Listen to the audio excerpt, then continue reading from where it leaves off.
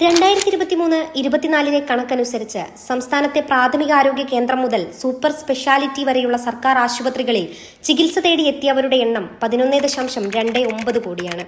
കഴിഞ്ഞ 5 വർഷത്തിനിടയിൽ ചികിത്സാ പിഴവ് സംബന്ധിച്ചുയർന്ന പരാതികളാകട്ടെ 47 എണ്ണവും. ഇതിൽ 26 എണ്ണം മെഡിക്കൽ കോളേജുമായി ബന്ധപ്പെട്ടതാണ്. തീർച്ചയായും അവയും ഒഴിവാക്കപ്പെടേണ്ടത് തന്നെ. ഇന്ത്യൻ ജേണൽ ഓഫ് മെഡിക്കൽ റിസർച്ചിന്റെ കണക്കുപ്രകാരം രാജ്യവ്യാപകമായി പൊതു സ്വകാര്യ ആശുപത്രികളിൽ ചികിത്സാ പിഴവ് സംബന്ധിച്ച് പ്രതിവർഷം 52 ലക്ഷം പരാതികൾ റിപ്പോർട്ട് ചെയ്യപ്പെടുന്നു. ചികിത്സാ പിഴവ് മൂലം ഒരു വർഷം 98,000 മരണം സംഭവിക്കുന്നതായും ജേണൽ പറയുന്നു.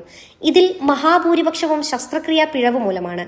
ഏറ്റവും കൂടുതൽ പരാതി ഉയരുന്നത് പഞ്ചാബിലാണ്, 24%, പശ്ചിമബംഗാൾ 17%, മഹാരാഷ്ട്ര 16%, തമിഴ്നാട് 11% എന്നിവയാണ് കൂടുതൽ ചികിത്സാ പിഴവ് റിപ്പോർട്ട് ചെയ്യപ്പെടുന്ന സംസ്ഥാനങ്ങൾ. കേരളത്തിൽ 5%. എന്നാൽ കേരളത്തിൽ വരുന്ന പരാതികളിൽ 92.64% സ്വകാര്യ ആശുപത്രികളിൽ നിന്നാണ്.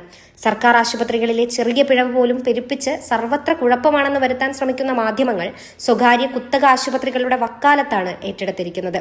ഇന്നത്തെ മാതൃഭൂമി ലീഡ് ആരോഗ്യരംഗം ആടിയുലയുകയാണെന്നാണ്. ഇതിനു പുറമെ നടുപേജിൽ 10 കോളം മറ്റൊരു വാർത്തയുമുണ്ട്. സർക്കാർ ആശുപത്രി പോക്കാണ് എന്നാണ് അത് സമർത്ഥിക്കുന്നത്. കൂട്ടക്കുഴപ്പമെന്ന കൂട്ടനിലവിളി ജനത്തെ ആശങ്കയിലാക്കും. അവർ വിറ്റുപെറുക്കി സ്വകാര്യ ആശുപത്രികളിൽ അഭയം തേടും.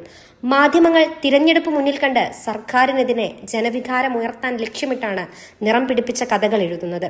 വീഴ്ച റിപ്പോർട്ട് ചെയ്യരുത് എന്നല്ല, ഏതാനും വീഴ്ചയെ സാമാന്യവത്കരിച്ച് ജനത്തെ തെറ്റിദ്ധരിപ്പിക്കരുത്.